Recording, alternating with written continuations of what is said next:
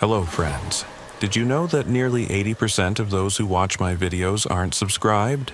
If you enjoy the content, I'd truly appreciate it if you hit that subscribe button. It helps a lot. Also, don't forget to leave a like and share your thoughts in the comments. Your interaction not only supports the channel's growth, but also helps these stories reach more people. Thank you all for being here. By the way, where are you watching from? Let me know in the comments.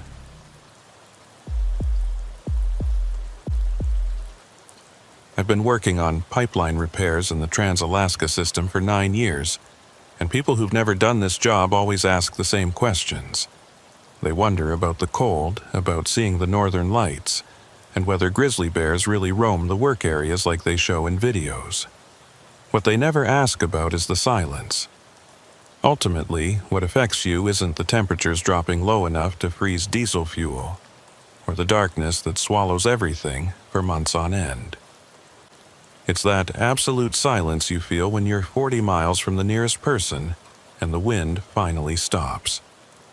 My name is Ryan Keller, and I perform troubleshooting, maintenance, and repair work on the 60-mile section between Pump Station 7 and Pump Station 8.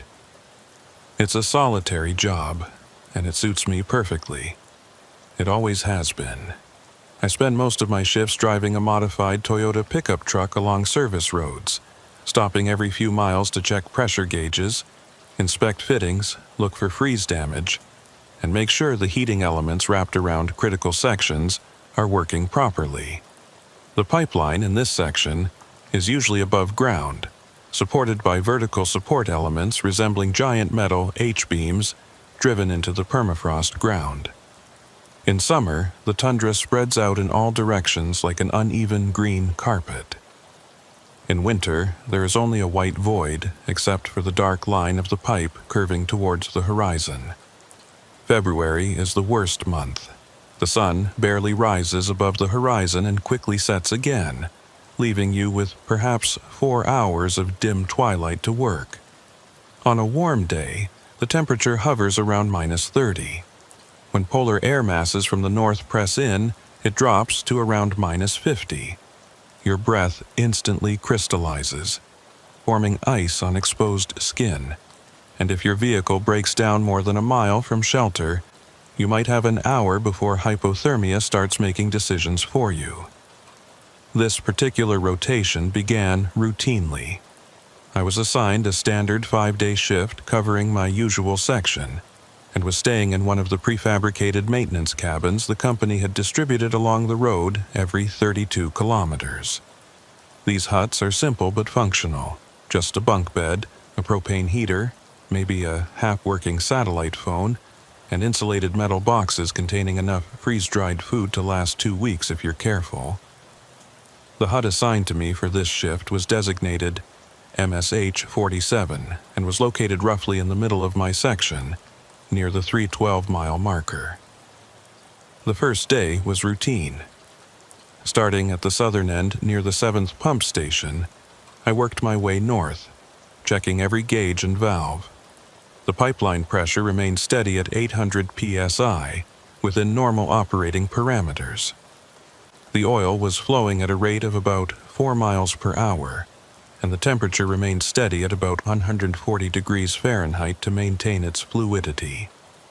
Everything seemed to be in order. I took my notes, flagged a few minor issues to address before the next inspection cycle, and reached MSH 47 around 3 in the afternoon as daylight faded. When I arrived at the cabin, it was freezing inside, which was to be expected since no one had been there for 2 weeks. I turned on the propane heater and waited for the interior to warm up enough that I could take off my outer clothing without risk of freezing. While the heater was running, I used the satellite phone to connect with base. The connection was choppy, full of digital glitches that occur when the signal bounces off the satellite too much, but I confirmed my location and gave my first report. Everything was normal, no issues to report. The next check was tomorrow evening. That first night, I made instant coffee, ate a meal that claimed to be beef stew but tasted like salty paper, and reviewed my equipment checklist for the next day. Outside, the wind had picked up. The cabin was shaking slightly, and I could hear the constant low-frequency hum of the pipeline as the oil flowed through it. If you work in this environment long enough, you become unaware of the sounds. Just like people who live near train tracks stop hearing the freight trains passing by at midnight. I fell asleep at 8 o'clock, which was early even for me, but the isolation and constant darkness disrupt your circadian rhythm and you feel perpetually tired. I woke up at 2 in the morning to use the chemical toilet, and that's when I first noticed something strange. The hum of the pipeline had changed. It wasn't a dramatic change, just a subtle shift in tone that my brain picked up before I was fully awake. I stood in the dark for a minute, listening, trying to figure out what was different. The sound was slightly louder, as if someone had revved the engine up a few RPMs. Probably just pressure fluctuations, I told myself. This always happens when the temperature drops rapidly and the metal contracts. But it bothered me so much that I put on my thermal suit and went outside to check the nearest measuring station, about 200 meters from the cabin. The cold hit like a punch, that momentary shock causing you to involuntarily inhale and immediately regret taking that breath.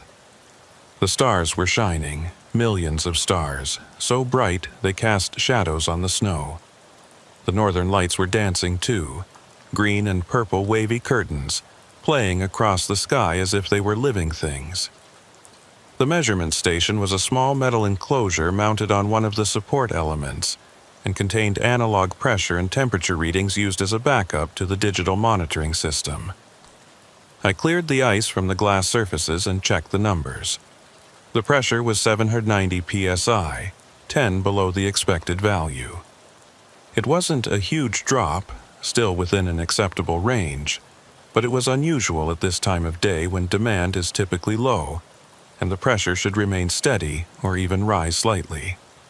I wrote a note in my logbook, took pictures of the measuring devices with my phone's camera, and returned to the cabin. The wind had completely died down, and the absolute silence I mentioned earlier had returned. There were no animal sounds, no rustling of plants, just the hum of the pipeline and my own breathing. With every step I took, my snow boots crunched beneath me, and I could hear this sound echoing across the tundra, as if announcing my presence to everything listening in the darkness. After that, it was difficult to sleep. I kept thinking about the pressure drop, going over possible explanations. There could be a leak somewhere downstream, but the monitoring system would have flagged it.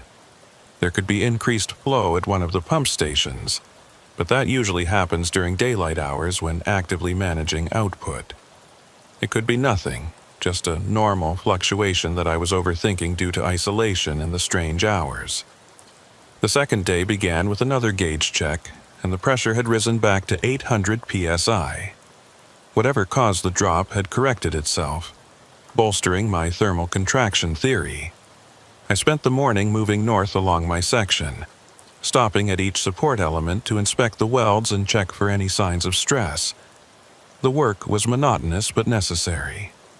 If you miss a crack as thin as a strand of hair, that crack can lead to a catastrophic failure, spilling thousands of barrels of crude oil onto the tundra and turning your career into a cautionary tale told in training sessions. At noon, I stopped for lunch in a wide area along the service road where I could see the pipeline stretching out in both directions perfectly clearly.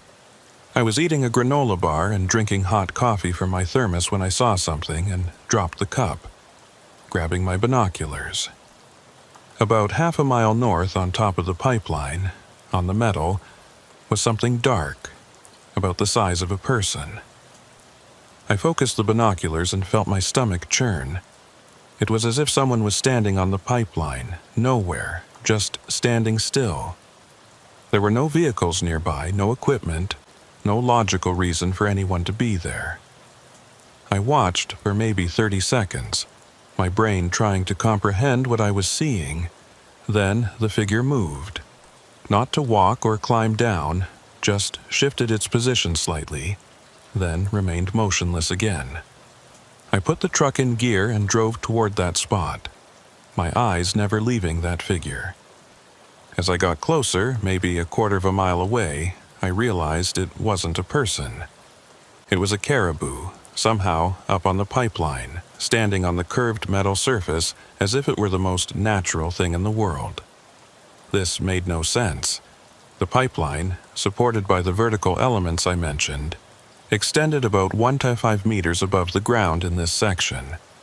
A caribou couldn't have jumped up there, and even if it somehow had, it would have been impossible for it to stand on the curved surface. I stopped the truck about 100 meters away and went outside with my binoculars again. The caribou was definitely real. I could see its breath forming clouds in the cold air and its ears twitching. But its legs weren't in the right position, as if it were standing on a flat surface instead of a curved pipe.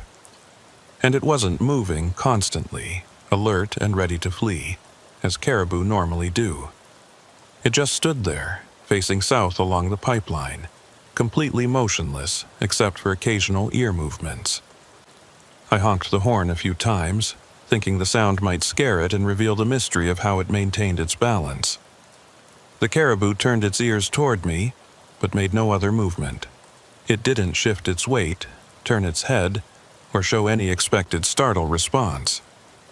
I honked again, this time longer, and that's when things got even stranger. The caribou slowly, deliberately tilted its head until it was looking directly at me. It wasn't looking in the general direction of the truck, but specifically at me through the windshield, as if it could pinpoint my exact location.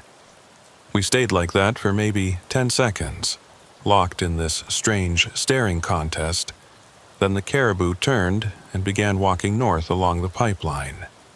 Its claws made no sound that I could hear, and its gait was strange, too smooth and fluid for an animal walking on a narrow, curved surface. I watched it through my binoculars until it reached the next support pole about 40 meters away.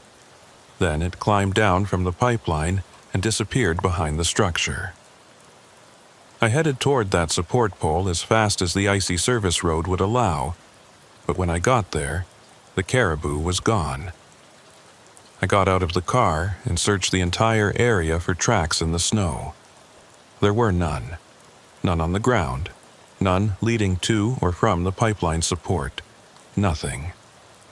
The snow around the support element was completely undisturbed except for my boot prints. I even climbed onto the support structure to check the top of the pipeline, thinking I might find some evidence of the animal there, some scratches on the protective coating or compressed frost marks. The surface was spotless. Despite my quality gear, the wind pierced through my layers as I stood on the pipeline, trying to make sense of what I had seen. Maybe it was a visual illusion, some kind of mirage caused by the temperature inversion and the angle of the weak sunlight. Maybe I was more tired than I thought, and my brain was filling in details that weren't really there. But I knew what I had seen. I had watched that caribou for at least 2 minutes through a good pair of binoculars from different distances. It was real. The rest of the second day passed uneventfully, but I couldn't shake the unease that had settled in my chest. I continued to check the mirrors, continued to scan the pipeline in both directions, waiting for that caribou to reappear. When I returned to MSH 47 that evening, I was exhausted in a way that had nothing to do with physical labor. I reported my daily report to dispatch, taking care to keep my voice steady and professional. Everything was normal. The pressure was stable. There were no maintenance issues requiring urgent intervention. I didn't mention the caribou. What could I say? That I saw an animal standing in the pipeline in a physically impossible way and then disappearing without a trace. They would subject me to a psychological evaluation and perhaps permanently remove me from my duties. So I kept it to myself and tried to convince myself it wasn't important. That night, the pressure dropped again. Around midnight, I was lying in my bunk, not quite asleep but not fully awake either, when I noticed a change in the hum of the pipeline. I checked my watch and noted the time, then got dressed and went to the outdoor measurement station. This time, it was 780 psi, 20 lower than normal. The temperature gauge read 138 degrees, which was also slightly lower. I took photos and noted everything in my logbook, then made a decision I'd been avoiding. I was going to call the dispatch center and report the pressure irregularities. It was probably nothing, but if there was a leak somewhere in my section, it was better to catch it early rather than wait for it to become a crisis. I went back to the cabin and grabbed the satellite phone, but before I dialed the number, I heard a sound outside that froze me. Footsteps, slow and deliberate, crunching through the snow, circling the cabin. I dropped the phone and listened, trying to pinpoint the location. The steps were heavy, definitely not a fox or a ptarmigan, and there was a steady rhythm suggesting purpose rather than random wandering. They made a full circle around the cabin and then stopped at the door. I waited, almost holding my breath, my hand on the can of bear spray I kept near the entrance. The footsteps neither retreated nor advanced. Whatever was outside was standing right in front of the door, and now I could hear it breathing, slow and raspy, like someone who had run a lot and was trying to catch their breath. "Who's there?" I called out, trying to keep my voice steady. There was no answer. The breathing continued, steady and rhythmic. I considered opening the door, but my instincts protested. Instead, I went to the small window next to the entrance and looked outside. There was nothing there. The area right in front of the door was empty, just pristine snow glistening faintly in the starlight. But I could still hear the breathing, very clearly, coming from exactly where someone would be standing outside. I pressed my face against the cold glass and watched for a full minute, and the breathing never stopped or changed its rhythm. Then, just as suddenly as it had started, it stopped. The silence that followed was somehow worse than the sound itself. I stayed at the window for another 10 minutes, watching for any movement, but I saw nothing. Then, gathering my courage, I opened the door slightly and scanned outside. Still nothing. There were no footprints other than the ones I had left earlier. No sign of anything near the cabin. Sleep eluded me for the rest of that night. I sat on the bunk with my back against the wall, waiting for dawn. Bear spray in one hand, phone in the other. Around 3 in the morning, the hum of the pipeline returned to normal, the pressure probably up to 800 psi, but I didn't go outside to confirm it. The third day started gray and cold, clouds from the north signaling a storm. I went through my morning routine on autopilot, ate some instant oatmeal, and checked my equipment. My hands were shaking a little as I loaded the equipment into the truck, and I looked at the snow around the cabin, searching for footprints I knew I wouldn't find. The workday passed in a blur. I checked my control points, examined my sections, took my photos and notes, but my mind was elsewhere. I kept thinking about breathing, about that caribou, about the drops in pressure that happened just when I was most vulnerable.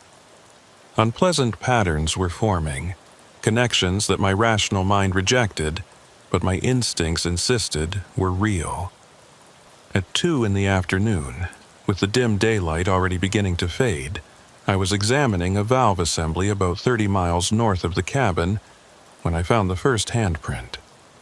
The handprint was pressed into the frozen crust on the pipeline, at chest height, fingers splayed wide. The print was larger than my own hand, and its edges were still fresh enough not to have evaporated away. I looked around, hoping to see another maintenance worker, perhaps someone from the 8th pump station doing spot checks in my section. But there were no other tire tracks in the snow besides mine, no footprints leading to or from the pipeline. Just that single handprint, perfectly preserved in the ice, the palm and fingers clearly defined. My heart pounding in my chest, I took photos from various angles. Then I looked further down the pipeline and saw another handprint about 10 feet away, and another one beyond that. There was a series of prints extending northward at equal intervals, as if someone had walked alongside the pipeline, trying to keep their balance by holding onto the metal pipe with one hand. But there were no footprints on the ground. There were no tracks in the snow, only handprints visible at regular intervals on the frozen ground. I followed them for about 50 meters, documenting each one, until the print suddenly ended. The last print was no different from the others, perfectly clear and detailed. Then there were none. The pipeline stretched ahead, the frozen ground covered seamlessly and undisturbed. I stood there as darkness fell, listened to the wind pick up as the storm approached, and made a decision. I was leaving right away. I would pack up the cabin, load everything into the truck, and head straight to the 7th pump station. I would write a report, say I had a medical issue or equipment failure, anything to justify leaving my shift early. Whatever was happening in this section, I didn't want to be a part of it. But when I returned to MSH 47, the cabin door was open.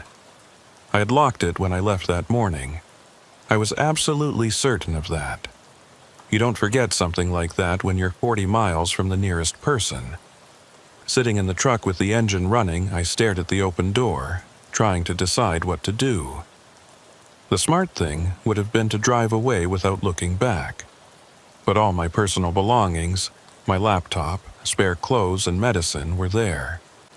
And a part of me, the part that had kept me doing this job for 9 years, despite the isolation and hardship, refused to be driven away by things I couldn't explain. I grabbed the bear spray and slowly approached the cabin, my boots crunching loudly in the snow. The door swayed slightly in the wind, and the interior was dark except for the faint glow of the propane heater's pilot light. I paused at the threshold and listened, but heard nothing but the storm beginning overhead. I went inside and pressed the light switch.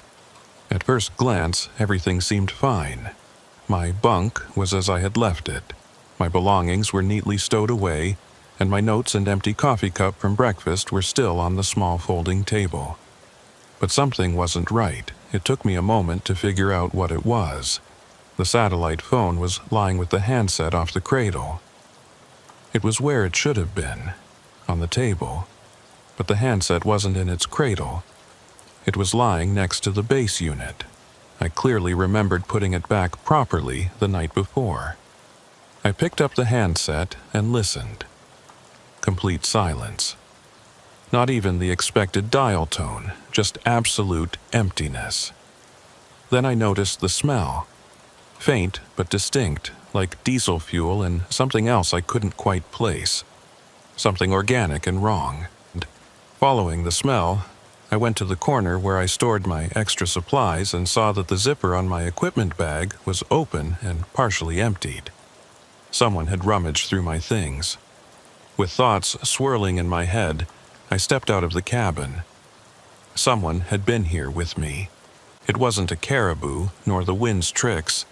It was a real person who had opened my door, rummaged through my things, and then left without a trace. The question was who and why. I spent the next hour sitting in my truck, doors locked and engine running, watching the cabin as the storm intensified around me. The snow was now falling heavily, the wind pushing it in horizontal sheets, reducing visibility to perhaps 20 feet. I had to make a decision. Did I risk setting out in this weather and getting stuck or lost, or did I stay at the cabin and hope whoever was there didn't come back? The fuel gauge made the decision for me. I had a quarter of a tank left, which wasn't enough to keep the engine running all night and get me on the road tomorrow. I had to use the cabin. I gathered my courage and went back inside, this time searching every corner and storage space thoroughly. There was nothing. No one was hiding. Apart from a rummaged bag and a phone removed from its holder, there was no sign that anyone had been there recently. I locked the door from the inside, wedged the arm of the chair under the door handle for extra security, and adjusted my bunk so I could clearly see the entrance. The storm raged fiercely all night. The wind slammed against the cabin hard enough to flex and creak the metal walls. Snow piled up outside the cabin, and periodically I could hear it sliding off the roof like an avalanche. I didn't sleep. Bear spray in my lap, I sat on that bunk and watched the door, listening for every creak and rattle. Around 4 in the morning, the hum of the pipeline changed again. Just like before, a slight change in tone indicating a drop in pressure. But this time I heard something else underneath it. A rhythmic, metallic clicking sound, as if someone were hitting the pipe with something hard. The clicks came in groups of 3 at equal intervals, repeating about every 30 seconds. I listened to this rhythm for maybe 10 minutes, trying to convince myself it was some kind of thermal expansion effect, or the storm rattling loose equipment. But the strikes were too regular, too deliberate. Someone or something was out there in the storm, following the pipeline and announcing its presence with these methodical strikes. The knocks were getting closer. I could follow their progress as the sound grew louder, moving along the pipeline from north to south, until it passed right behind the cabin. Then it stopped. There was complete silence except for the wind and my own irregular breathing. I remained frozen on that bunk, too scared to move, minutes turning into hours. The storm began to subside around 6 o'clock. The wind died down and the snow turned into a light snowfall. Gray dawn light seeped through the small window, and with it came such deep fatigue that I could barely keep my eyes open. That's when I heard the satellite phone ring. A sharp, electronic tone came from the handset, still sitting on the desk. But the phone wasn't connected to anything. I had checked the main unit during the call. Both the power source and the external antenna connection had been unplugged. It couldn't possibly be ringing. It rang again. Then once more, each tone was clear and insistent. On the 4th ring, as if I were being watched from outside, I got up and walked toward the desk. I picked up the receiver and held it to my ear. Static. Only white noise came from the speaker. Just as I was about to put the phone down, I heard something beneath the static. A distant, distorted voice was saying words I couldn't quite make out. Straining to understand, I pressed the phone closer to my ear. The voice became slightly clearer.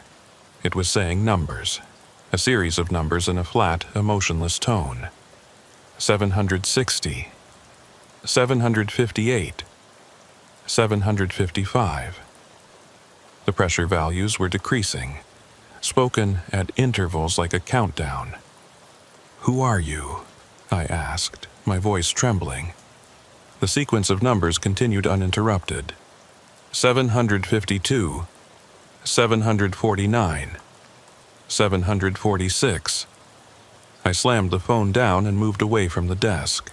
The voice stopped immediately, but the pressure values it had reported stuck in my head. I got dressed and went to the outdoor measuring station, quickly making my way through the knee-deep snow left by the storm. The analog pressure gauge read exactly 746 psi. It was the same number the voice on the phone had said. I ran back to the cabin, threw everything I owned into the bags without bothering to organize it, and loaded the truck in record time. I no longer cared about leaving early. I didn't care what the dispatch would say. I cared about nothing but getting out of that area and back to civilization. The road to Pump Station 7, which would normally make me cautious and slow in post-storm conditions, took 3 hours. I pushed the truck harder than it should have been pushed, skidding around corners and plowing through snowdrifts, my eyes constantly checking the rearview mirror for something I knew couldn't be seen following me. When I finally pulled into the station's yard and saw other people, other vehicles, heard people talking about normal things like equipment requests and shift rotations, I nearly collapsed. I wrote an ambiguous report about a medical issue and took emergency leave. I haven't returned to that department since. The company assigned someone else to finish my shift. I heard that person completed all 5 days without reporting anything unusual. The pressure remained at normal levels throughout their shift. There were no strange gauge readings, mysterious handprints, or sounds on disconnected phones. I tried to convince myself that my mind, overworked by stress, isolation, darkness, and cold, was playing tricks on me. But the photos I took are still with me. The caribou on the pipeline, the handprints on the frozen ground. And sometimes, late at night, with my doors locked and lying in bed near my neighbors, I can still hear that voice counting the pressure readings that matched reality with impossible precision. I applied to transfer to the southern section, where I would work with a full team and never be more than a few hours away from town. They approved it without any hassle or questions. But I knew the truth. They didn't. There was something in that isolation, tracking my movements, entering my space, matching my schedule to pressure drops, and sending messages I was never meant to understand. Worst of all, wondering if it was still there, still roaming that area, still hitting the pipeline in groups of 3, counting down numbers on phones that shouldn't be working, and wondering what would happen when those numbers finally reached 0.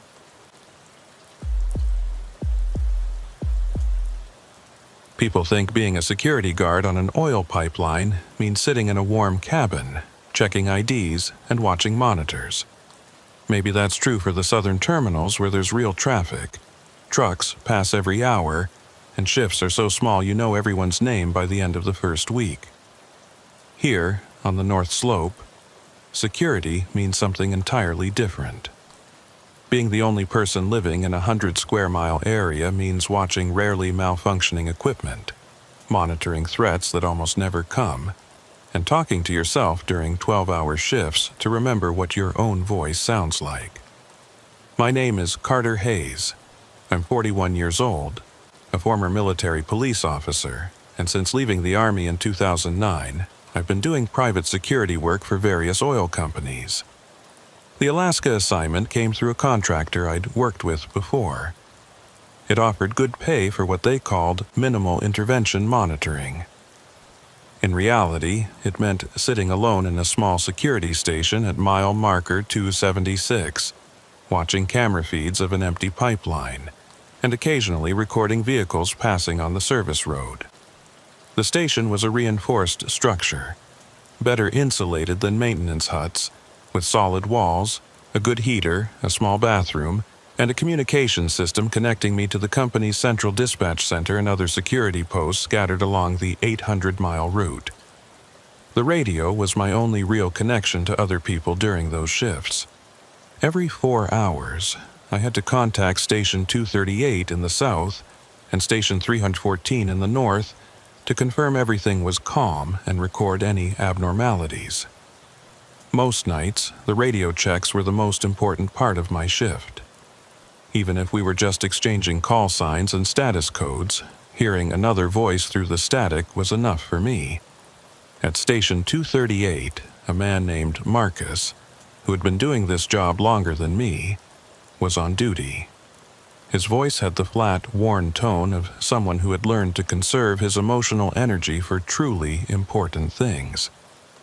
Station 314 was run by someone who went by the name Dutch, though I never learned if that was his real name or a nickname. He was new to the job and had an enthusiasm that hadn't yet been worn down by the work, as if he had embarked on some kind of adventure rather than working in a metal box, constantly asking questions about the landscape and wildlife. I started my rotation on a Tuesday in late January. Winter here is a special kind of darkness. The sun appears on the horizon for a few hours each day and then sets again, leaving you in a twilight that grows increasingly dark. The temperature was around minus 35 degrees, cold enough that the moisture in your breath would instantly freeze and fall to the ground as tiny ice crystals, known as diamond dust. I had worked in cold weather before, but this was different. This was a cold you felt personally, as if it were trying to find every gap in your clothing and punish you for daring to live in such a hostile place. The first 2 days were exactly as I expected. I arrived at the station, checked all the equipment, studied the camera feeds showing nothing but empty tundra and the dark pipeline stretching into the distance, and settled into the routine of hourly monitor checks interrupted by 4-hour radio connections. The station had a small electric water heater, and I had brought enough instant coffee to fuel a small army with caffeine.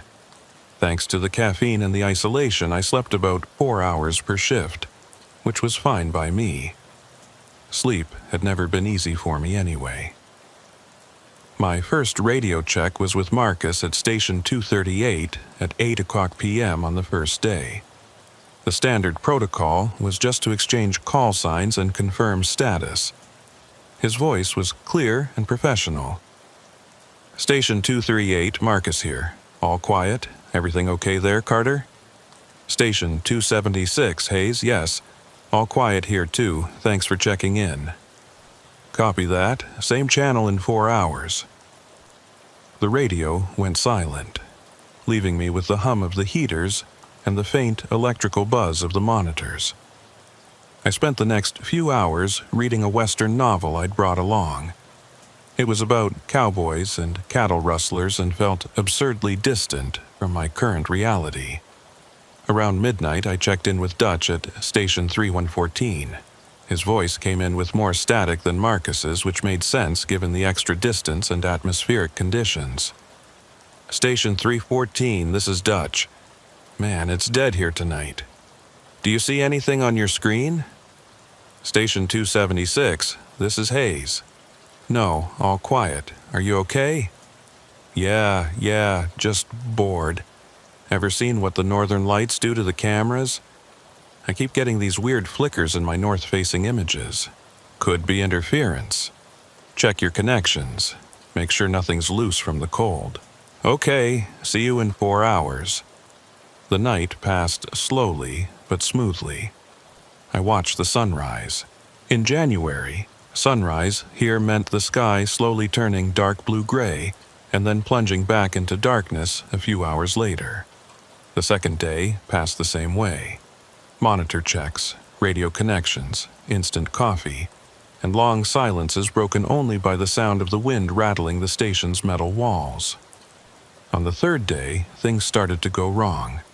The shift started normally, but when I made the scheduled connection with Marcus at 8 o'clock p.m., there was a difference in his voice. He was still professional, still using the proper protocol, but there was a flatness in his tone, beyond his usual emotional detachment. There was a weariness that felt deeper than just sleep deprivation. Station 238, Marcus. Situation normal. Station 26, Hayes. Is everything okay there? There was a longer pause than normal. I could hear static on the connection, and beneath it, a faint sound I couldn't identify. What do you mean, okay? He finally said. And in those 2 words, there was something that made the hairs on the back of my neck stand on end. Is there anything you want me to relay to headquarters? I asked, keeping my voice neutral. Another pause. No, I'm just tired. This shift has been longer than usual. We finished the check and closed the connection, but the conversation stayed with me. Marcus was always steady and calm. This sharpness in his voice felt like finding a crack in a foundation you thought was solid. I noted this interaction in my log, but I didn't know exactly what I was noting. Fatigue? Stress? Loneliness? All of the above? The midnight check with Dutch was even stranger. When I turned on the radio, I heard only static for almost 30 seconds. Then finally his voice came through. Station 314, Dutch here. The communication was terrible, as if someone was turning the signal on and off, his words coming in choppy bursts. Station 276, Hayes. Signal is very poor. Check your equipment. Trying. There's a problem. I keep hearing. The signal deteriorated further and turned completely to static. I tried calling him a few more times, but got no response. Actually, this wasn't unusual. Radio communication here was always unreliable, especially during geomagnetic disturbances. The northern lights Dutch mentioned could completely disrupt radio frequencies. I made another recording and decided to try reaching him again in an hour. An hour later, the radio was working fine. Dutch's voice came through clearly. No static, no interruptions. Station 314, Dutch. Sorry about what happened earlier, there was some strange interference. Everything's fine now. Station 276, Hayes. Glad you got it sorted. You said you heard something earlier. Did I? He sounded genuinely surprised. I don't remember saying that, but the interference was pretty bad. I dropped the subject. It was probably a communication glitch. The interference was so bad I could have misheard him. We confirmed the situation and ended the connection, and I returned to my monitors and my Western novel, trying to ignore the vague unease settling in my chest. On the fourth day, I started hearing sounds. Not from the radio, not during scheduled checks, but in between. At random times while sitting at the monitors, making coffee, or just staring out the window into the darkness. Faint sounds coming from the radio's speaker, even though the device was supposed to be in standby mode and transmit nothing but silence or the occasional carrier wave. The first time was around 3 in the morning. I was half asleep in my chair, in that state between sleep and wakefulness, where the brain fills the gaps with fragments of dreams. A sound came from the radio speaker so quiet I almost didn't hear it. Just a few words, broken and distant, as if someone were speaking from the bottom of a well. I couldn't make out what they were saying, but the rhythm was definitely human speech, not random, static patterns. I sat up and checked the radio. It was still in standby mode. There was no incoming transmission indicator.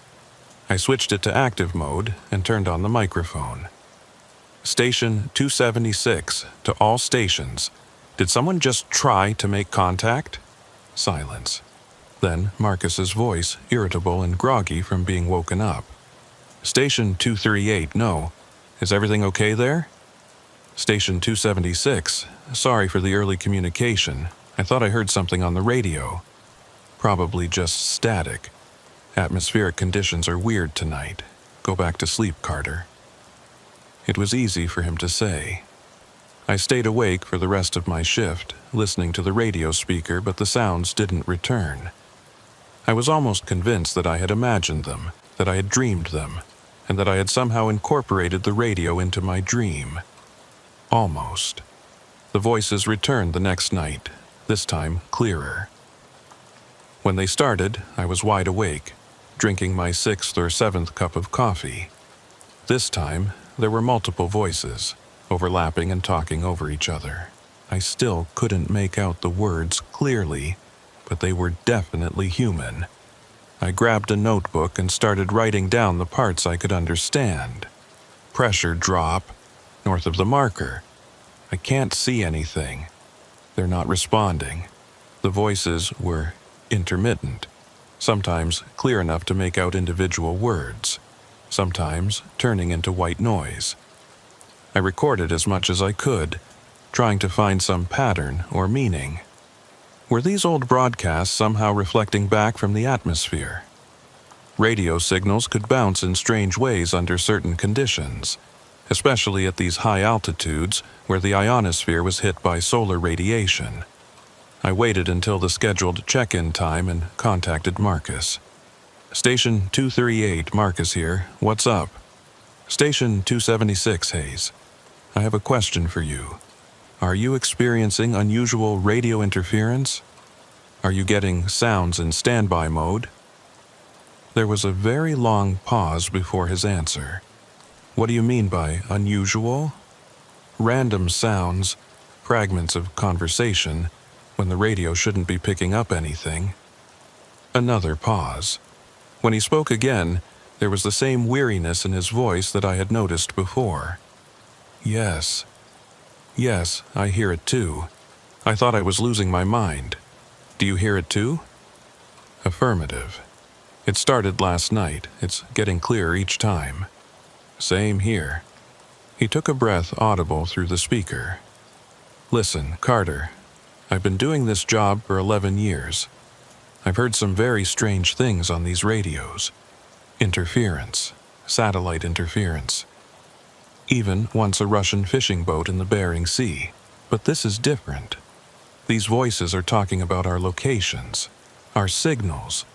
It's as if they're following the pipeline we're monitoring. My mouth went dry. Are you sure? I specifically heard them talking from Station 238. They were talking about pressure drops, camera malfunctions, and things that haven't happened yet. Or things that haven't happened yet. I don't know anymore. After that, we stayed on the line for a while, neither of us knowing what to say. Finally, Marcus suggested we document what we heard and compare notes after the rotation was over. We ended the call, and I continued listening to the radio, pen in hand, ready to write down everything that came in. The voices were constant now. They weren't loud, they weren't overpowering, but they were always there in the background while the radio was on standby. 12 different speakers, maybe more, all talking about pipeline operations, security protocols, equipment status. Marcus was right. They were talking about our locations using the signals and station numbers we used. Around 2 o'clock, I heard something that made my blood run cold. A voice, identical to mine, in the same tone and rhythm, was giving a status check report to an unfamiliar station number. Station 276 to Station 402, visual contact confirmed, continuing investigation. There was no such place as Station 402. During my training, I had memorized the locations of the security stations. We had jumped from 314 to 47 north of me. There was no Station 402, and I was definitely not investigating anything, sitting in my chair with my cold coffee, feeling increasingly anxious. I activated my radio and tried to contact Dutch at 3114. There was static. I tried again. Static again. I changed frequencies and tried Marcus. His voice came right through, but something was off. The words were right, the call signs were right, but the tone was different, as if it wasn't Marcus himself speaking, but someone imitating Marcus. Station 238, situation normal. Anything to report? Marcus, is that you? Station 238, Marcus, acknowledge the problem. This is Carter. It's going to sound crazy, but I want you to tell me something only you would know. Something from our first radio check. Silence. Deliberate, calculated silence. Then the voice that could or could not be Marcus spoke again. I cannot comply. Maintain standard protocol. My hands trembling, I turned the radio off completely. That wasn't Marcus. I didn't know what it was, but it wasn't him. For the first time since I started the rotation, I sat in the dark station with the radio off, listening to the wind outside and the wild beating of my own heart. Then I noticed the monitors, the camera feeds I'd been watching for 4 days. 16 different views of the pipeline and the tundra were showing something I'd never seen before. Movement. In more than one image, there were dark shapes moving across the snow, heading toward my location. They were very far away, and the resolution was too low to make out details, but they were definitely there, definitely approaching. I switched between images to get a better angle. The shapes continued to advance in an orderly fashion, like a trained team. My military background kicked in, and I started counting. 8, maybe 9 people, spread out in a standard tactical approach formation. They were still several miles away, but at their current speed, they would reach the station in less than an hour. Protocol required me to radio headquarters and request instructions. Protocol also required me to verify the approaching personnel through the proper channels. But I no longer trusted the radio, and I certainly didn't trust anything coming toward me in the tundra. I reviewed my options. The station's small garage, attached to the main building, contained emergency supplies, including a snowmobile. I could escape, trying to reach another station or the Dalton Highway. But escaping meant going out into the dark, minus 35-degree cold, and likely directing whatever was out there directly at other people. The other option was to secure the station and wait. The building was constructed to withstand extreme weather and potential security threats. The door was reinforced steel, the windows were small and high, and I had emergency supplies that would last a week if necessary. I decided to stay. I turned off all the lights and found my way using the dim light from the monitors. The figures on the cameras were approaching. They were now close enough to see more detail. They were human-shaped, wearing heavy winter clothing, but they were moving with an efficiency that was not appropriate for the conditions. No one could move so fluidly in deep snow in such extreme cold. I took out my phone and sent a short message to the company's emergency contact number, briefly explaining the situation. There was no signal. Of course, I knew there was no cell phone service this far north, but desperation makes people do foolish things. They were now less than half a mile away and appeared on the closest camera feed as they entered the pool of light cast by the station's exterior security lights. At that moment, I saw something that made me question all my assumptions. The person in front stopped and looked directly at the camera, and despite the grainy image, I could see enough detail to recognize his face. It was me. Not someone who looked like me, not someone wearing a mask, but me. My face, my body, my distinctive posture that put a little more weight on my left leg due to an old duty injury. The figure waved at the camera, at me, watching from inside.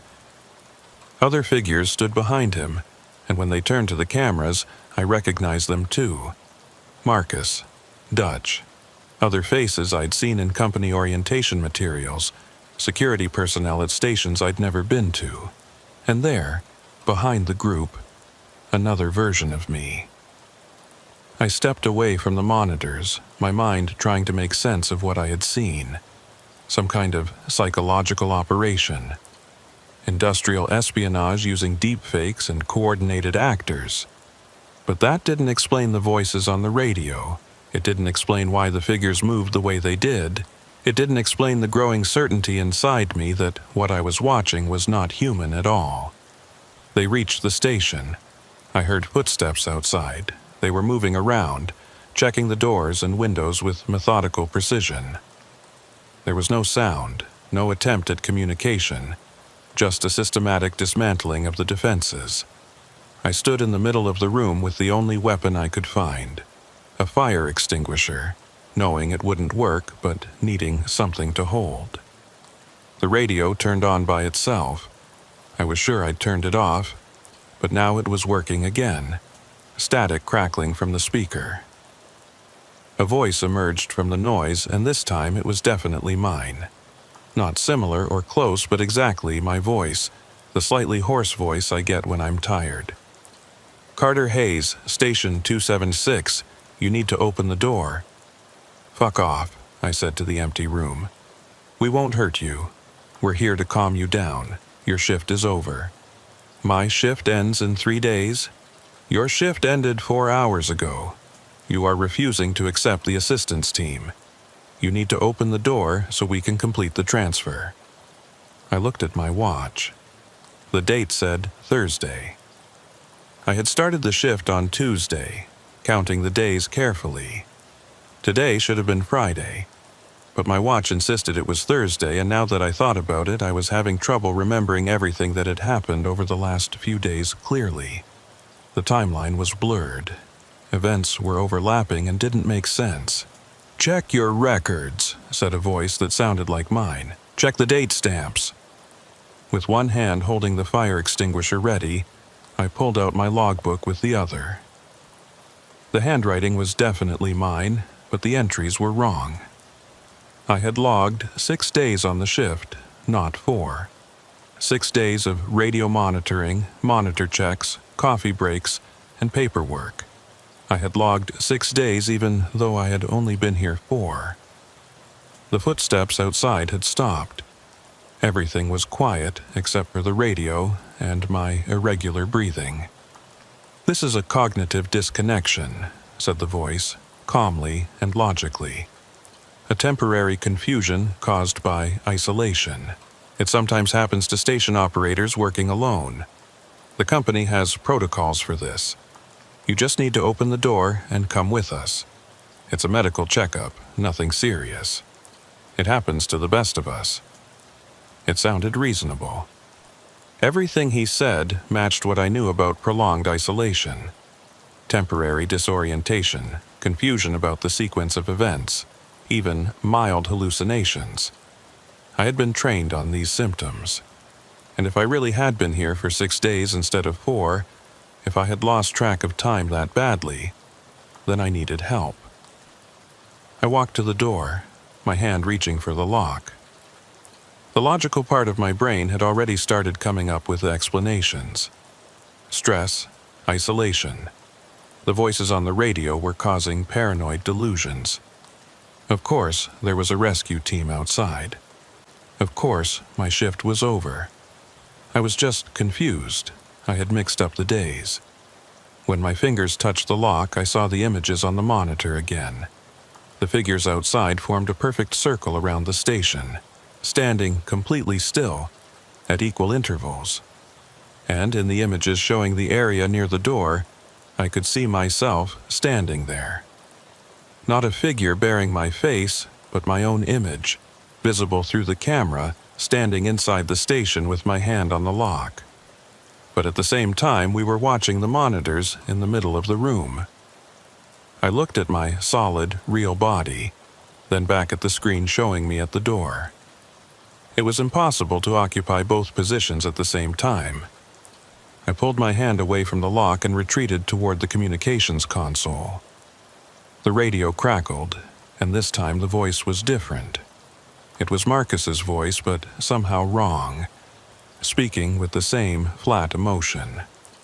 "Carter, it's Marcus. We're all here, all the station operators. We understand. You should too." Understand what? When did the voices start? When did the real voices stop? I thought back over the last few days, trying to pinpoint when things changed. The first strange radio contact with Marcus. Dutch's signal cutting out. The voices in the static. But there was something else. Something I'd normally ignored. The first radio check. The first day at 20 Side. Marcus had asked if I was settled in.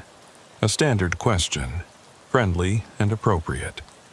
But Marcus had never met me before, especially no reason to ask about my situation. Our relationship was purely professional. Call signs and status codes. "The first check wasn't real," I said aloud. "You weren't the real Marcus." The voice on the radio neither confirmed nor denied it. "We're all out here now, Carter. All operators at all stations. We'll end up here eventually. If you don't open the door while you still can, you'll end up here eventually." "What happens if I don't?" "Then you stay. You stay at that station, monitoring monitors that show nothing, talking on radios to voices that aren't there, recording days that don't pass. You'll become one of the permanent ones." "What's permanent?" "Static." Then a new voice I didn't recognize. Female, young, scared. "My name is Sarah Chen. I was the operator at Station 314 in 2019. I thought I was on a 2-week rotation. 6 months later, they found my body. Frozen in my chair. I never left. I'm still here. Please don't end up like me." More voices joined in. The testimonies of previous operators piling up. Names, dates, stations. They all described the same experience. The voices starting. Confusion in the mind about time. The fake rescue team. And the choice they made. They chose to stay. Station where reality bent and time meant nothing. Or open the door and face whatever was waiting outside. "What's outside?" I asked. "The transfer," my own voice said. "You become what we are. Part of the system. We monitor and we report and we exist in between the static. It's not good, Carter, but it's not the station. The station is worse.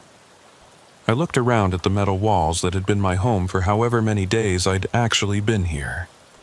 The monitors showing empty tundra and impossible figures. The radio that spoke with voices that shouldn't exist. I thought about Sarah Chen, frozen in her chair, still trapped in a shift that should have ended years ago. The figures outside began to move again, closing in on the station. I could see them on every monitor now, pressed against the walls, their faces uniform and wrong. The door started to rattle. Not from them trying to break in, but from something else. The metal was vibrating at a frequency I could feel in my bones. "Last chance," the radio said. "Door or station, choose now." My hand moved toward the lock again, but this time I stopped myself.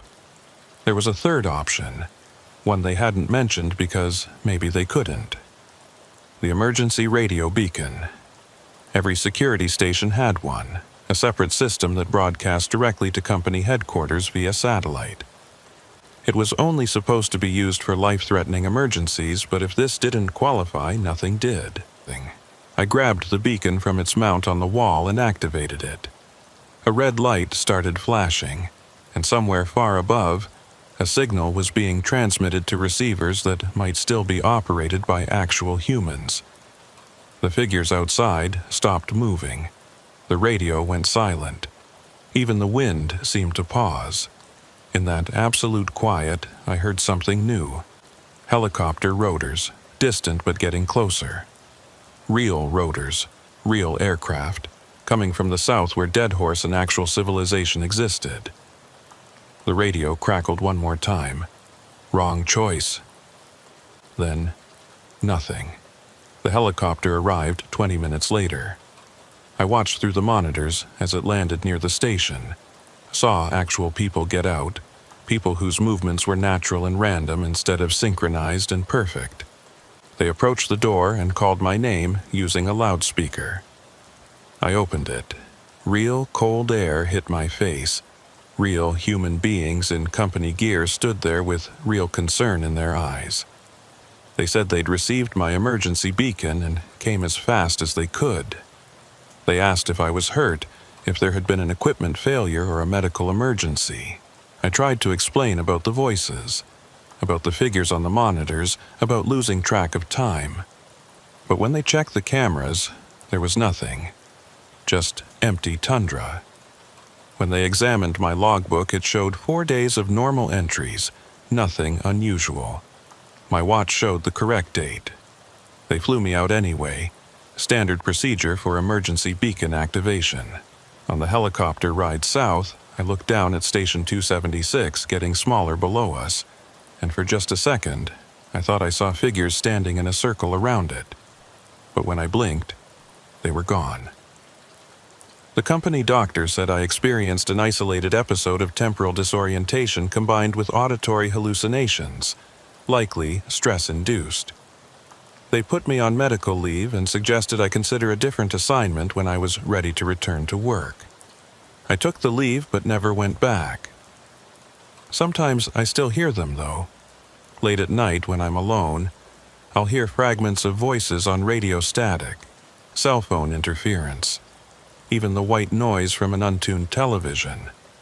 They're still out there, still monitoring, still trying to bring new operators into their system. And sometimes I wonder if I made the right choice, if the station really was worse than whatever they'd become. I'll never know for sure, but I do know this. There are voices in the static now, and one of them sounds exactly like me.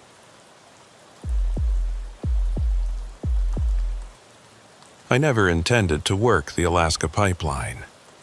My background was wildlife biology, specifically predator behavior patterns in Arctic ecosystems.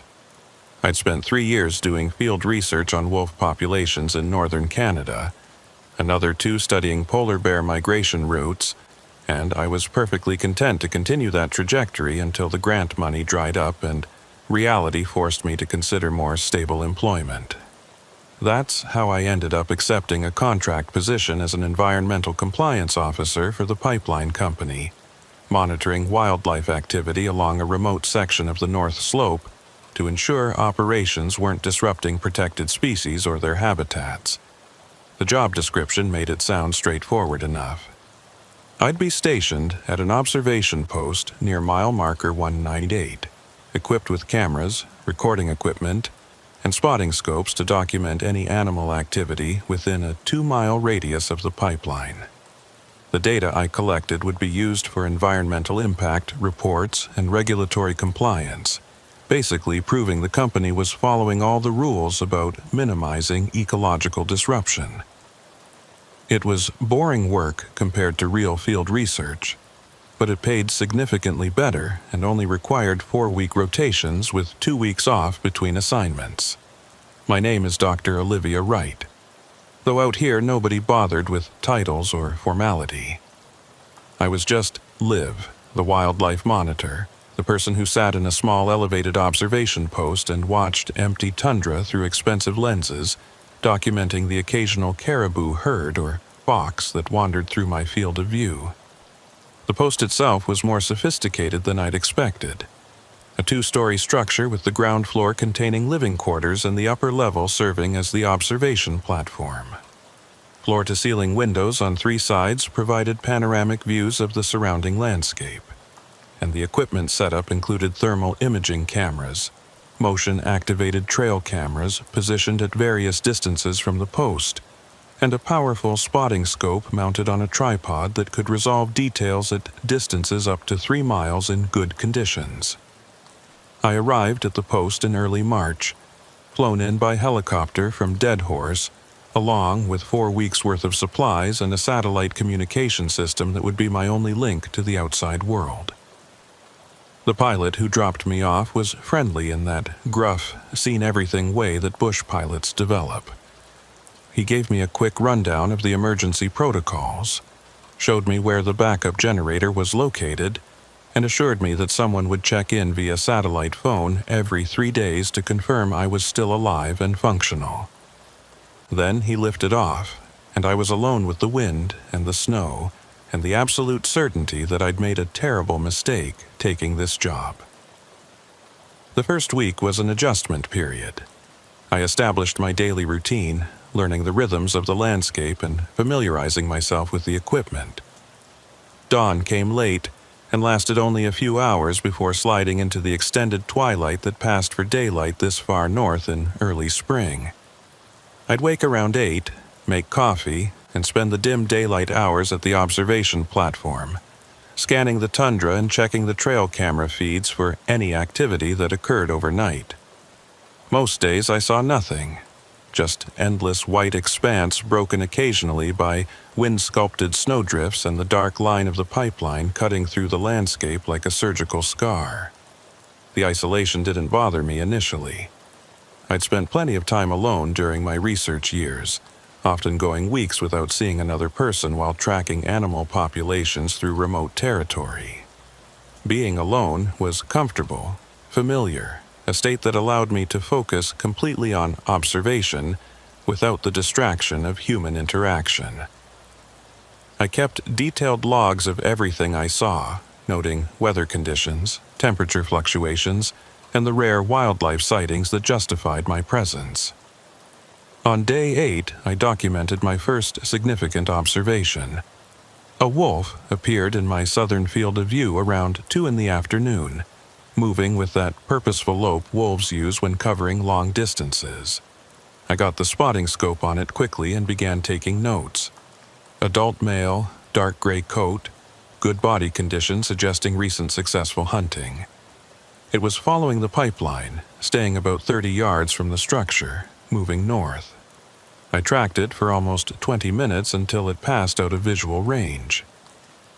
What struck me as unusual was its behavior. Wolves typically don't follow human infrastructure like this. They might cross the pipeline or move near it if their travel route happens to intersect, but this animal was deliberately paralleling it, maintaining that consistent 30-yard distance like it was following an invisible boundary. I made extensive notes and flagged the observation for my next report to the company. The wolf appeared again the following day, same time, same behavior. And the day after that. Each time, it would enter my field of view from the south, follow the pipeline north for the 20 or so minutes it took to cross my observation zone, and then disappear. On the fourth consecutive day, I set up the thermal camera to track it more effectively, and that's when I noticed something that made my scientific training and my gut instinct go to war with each other. The wolf's thermal signature was wrong. Not absent, not invisible, but displaying a heat distribution that didn't match normal wolf physiology. Wolves are warm-blooded mammals with predictable thermal patterns, hotter in the core and extremities, cooler along the back and outer coat. This animal showed uniform temperature across its entire body, like it was made of material that conducted heat evenly, instead of a living creature with organs and circulation. I reviewed the thermal footage multiple times, checking the camera's calibration and running diagnostics to rule out equipment malfunction. Everything checked out. The camera was functioning perfectly, accurately displaying the thermal signatures of other objects in the frame. The pipeline's heat, snow surface temperatures, even my own body when I stepped into view to test it. But the wolf remained thermally uniform, impossible, wrong. I should have reported it immediately. Should have flagged the anomaly and requested technical support to either explain or verify what I was seeing. Instead, I kept watching. Scientific curiosity, I told myself. I needed more data before making claims that would sound absurd in an official report. You don't tell your employer that you're observing a thermodynamically impossible wolf without absolutely bulletproof evidence. The wolf's appearances became the focal point of my days. I'd positioned myself at the observation platform well before 2 p.m., cameras ready, scope focused, waiting for that dark shape to appear on the southern horizon. It never failed to show. Every single day, same time, same route, same impossible thermal signature. I started noticing other details that didn't add up. Its gait never varied, not even slightly. The distance between each paw placement was mechanically consistent, like watching a looped animation rather than a living animal adapting to terrain. And it never looked around, never scanned for prey or threats, never displayed any of the constant environmental awareness that characterizes wild canids. On day 14, I decided to see what would happen if I tried to approach it. I bundled into my extreme cold weather gear, grabbed my handheld radio and emergency beacon, and headed out when the wolf was approximately half a mile north of my position.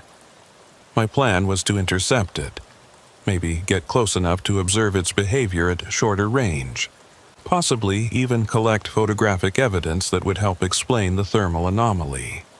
The cold hit hard the moment I left the observation post. March on the North Slope is marginally warmer than deep winter, but marginally still means temperatures around -20 with wind chill pushing it much lower. I moved as quickly as the snow and cold allowed, angling to intersect the wolf's projected path, my breath forming ice crystals that hung in the air behind me. I reached the interception point and waited, scanning the landscape for any sign of movement. The wolf should have been visible by now, should have been close enough to spot even without binoculars. But there was nothing. I waited 15 minutes, then 30, my extremities starting to go numb despite the heavy gear. The wolf never appeared. When I made it back to the observation post, my fingers barely functional from the cold, I checked the trail camera footage. The wolf had passed through my observation zone exactly on schedule, following its usual route. Somehow, it had moved through the area while I was standing there waiting for it, and I'd seen nothing. No animal, no tracks, no disturbance in the snow, like it existed only through the cameras, invisible to direct observation.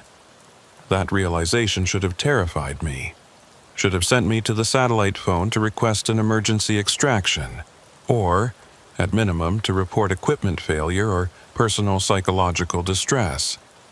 Instead, it excited me. I was observing something that broke the established rules, something that challenged my understanding of what was possible. The scientist in me wanted to document it, to understand the mechanism, to add this impossible data to my notes, and eventually figure out an explanation. I became obsessive. My logs, which had been professionally detailed accounts of weather and wildlife, devolved into pages of notes about the wolf. Measurements of its size, estimates of its speed, frame-by-frame analysis of its movement patterns. I stopped bothering with other observations, stopped documenting the occasional fox or ptarmigan. The wolf was all that mattered. Day 19 brought a new development. The wolf stopped at the midpoint of my observation zone instead of continuing its usual steady progress. It stopped and sat, about 40 yards from the pipeline, facing directly toward my observation post. I zoomed the scope in as far as it would go and felt my breath catch. The wolf was staring at me, not at the building generally, but at me specifically, making direct eye contact through the scope's lens despite the distance and the glass and the physical impossibility of it knowing exactly where I was positioned. We maintained that eye contact for almost an hour. I didn't move, didn't look away, didn't even consider the absurdity of having a staring contest with an animal that might not be real. Its eyes were yellow in the scope's view, bright and clear, and there was intelligence in them that went beyond normal animal awareness. It was studying me the same way I'd been studying it, observing and cataloging and drawing conclusions I couldn't guess. Then it stood, turned, and continued north, disappearing from view exactly as it had every previous day. I sat at the observation platform until long after dark, my mind racing through possibilities and explanations that all fell short of accounting for what I'd witnessed. The next day, the wolf brought friends. Not friends exactly, that's too human a term, but other wolves, 7 of them moving in a loose formation, all displaying that same mechanical gait and uniform thermal signature. They followed the pipeline route together, and when they reached the midpoint, they all stopped and sat, 7 pairs of yellow eyes staring at my observation post, at me, with that same focused intelligence. I photographed them, documented them, filled pages with observations and sketches. They sat for 2 hours before standing in unison and continuing their journey north. I was so focused on them, so absorbed in trying to capture every detail, that I didn't immediately notice the change in my other camera feeds. The trail cameras, positioned at intervals around my observation area, had been mostly inactive for weeks. The occasional triggered recording of a fox or a bird, but nothing significant. Now, reviewing the overnight footage, I found they'd all activated within the same 10-minute window around 3 a.m., and they'd all recorded the same thing. Wolves. Dozens of them, maybe hundreds, impossible to count accurately in the dark and the overlapping motion. They'd moved through my observation area in complete silence, triggering every camera, passing within yards of the observation post. All of them moving north, following the pipeline, their eyes reflecting the camera's infrared illuminators as bright white points in the darkness. I replayed the footage obsessively, trying to count individuals, trying to find any variation in their appearance or behavior. They were identical. Not similar, not characteristic of the same species, but actually identical down to the smallest detail. Same size, same markings, same gait. Like copies of a single animal multiplied into an army. That's when I started to understand that I wasn't observing wildlife anymore. I was being shown something, presented with evidence of something that existed outside normal biological frameworks. The question was why? Why reveal themselves to me specifically? Why follow the pipeline? Why the escalating displays of numbers and coordination? Day 23, I woke to find tracks in the snow surrounding the observation post. Wolf tracks, hundreds of them, circling the building in concentric rings that grew tighter toward the structure. They'd been there while I slept, moving silently over the snow, coming close enough to touch the walls. The tracks showed no sign of any individual wolf stopping or investigating, just that constant circular movement, around and around, tightening the spiral until the innermost ring was pressed right against the foundation.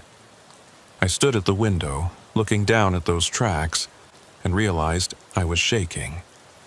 Not from cold, but from the understanding that something was claiming this space, marking territory in a way that had nothing to do with normal animal behavior. The tracks were a message, a statement of presence and intent that I was supposed to interpret. The satellite phone call that day was from Mitchell, the company liaison who handled check-ins with remote personnel. His voice was cheerful and casual, asking about weather conditions and whether I needed any supplies during the next helicopter run. I almost told him about the wolves, almost explained that something impossible was happening and I needed extraction immediately. But when I opened my mouth to speak, different words came out. Everything's fine here. Wildlife activity is minimal. No concerns to report.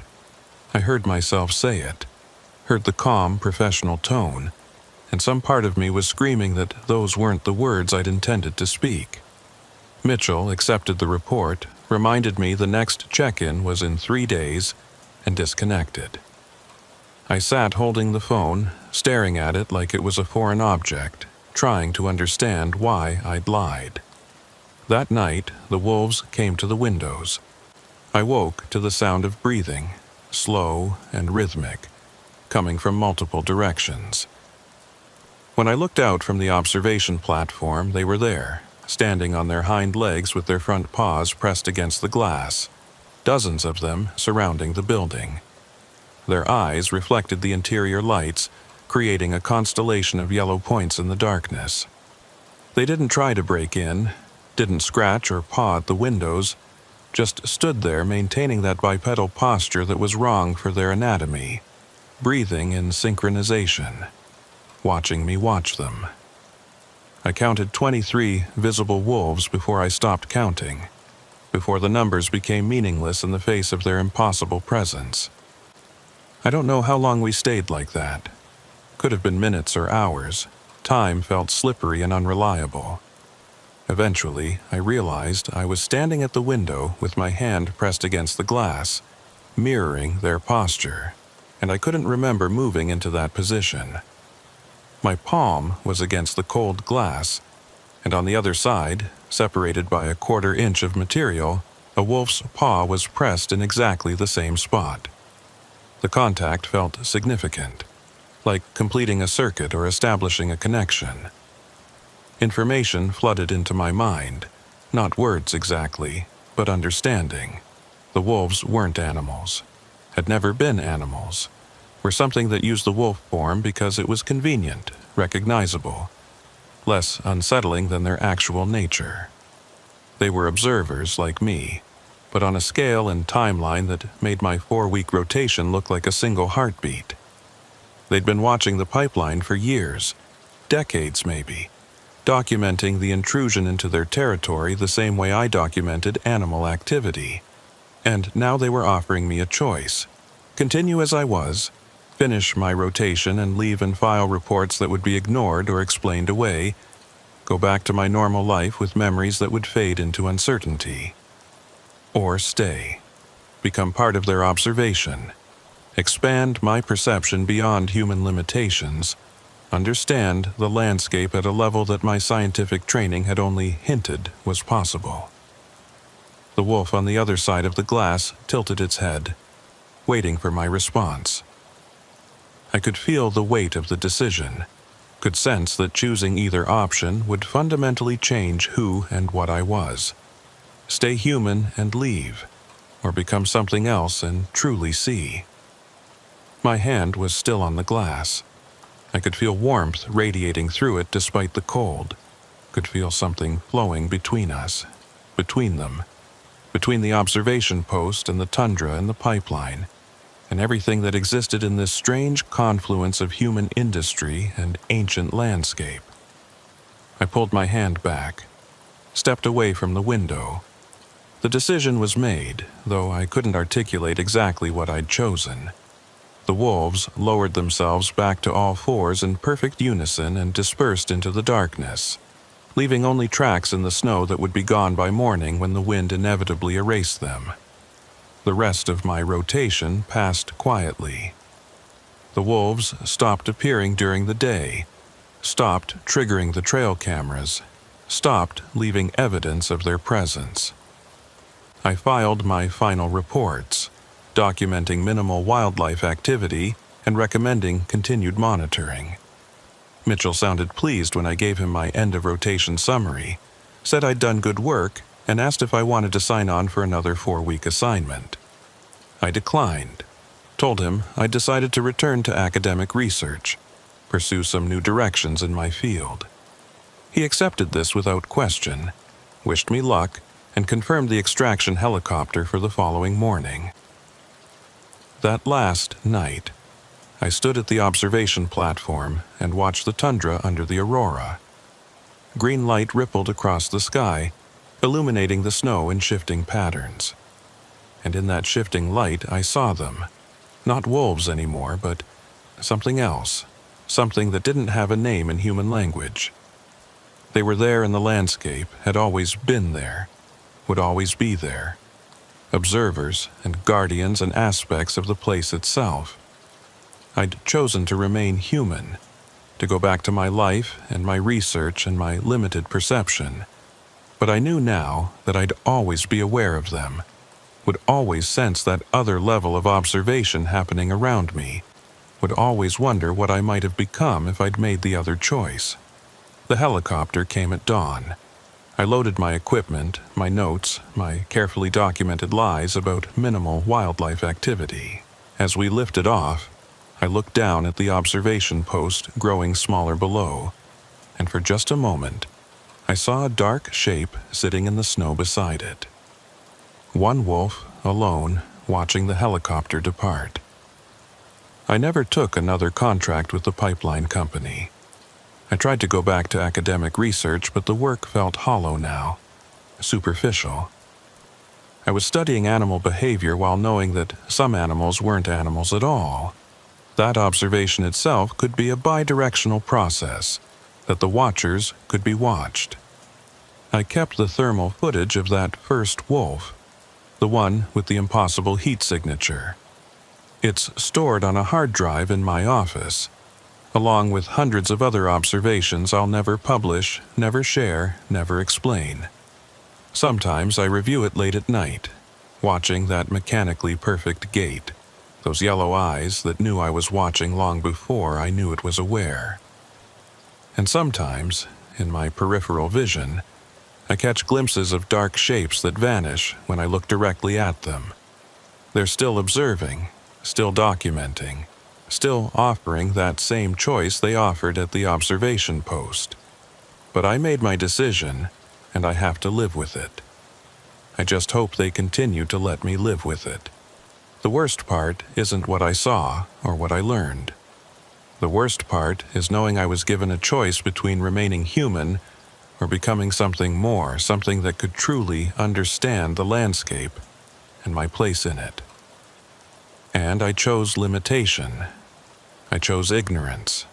I chose to stay in the comfortable prison of human perception instead of expanding into something I can't even properly imagine. Every day, I wonder if I made the right choice. And every night, through my bedroom window, I sometimes see yellow eyes watching from the darkness, patient and eternal, still waiting to see if I'll change my mind.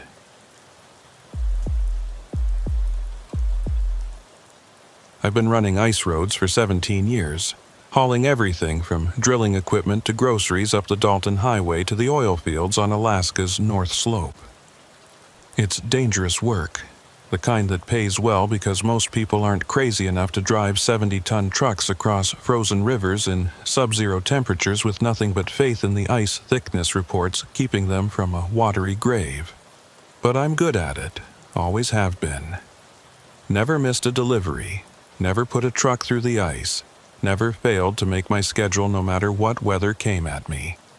My name is Wade Briggs, and up until February of last year, I thought I'd seen everything this job could throw at a person. The company I contract with handles logistics for several of the major pipeline operations, moving supplies between pump stations and remote work camps along the 800-mile route. Most runs are solo, just you and your truck and the endless white highway stretching north.